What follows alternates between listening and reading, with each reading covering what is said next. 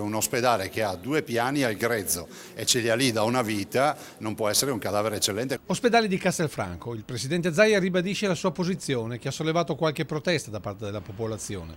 L'affermazione riguarda il monoblocco, innalzato negli anni 70, che per decenni è stato solamente uno scheletro.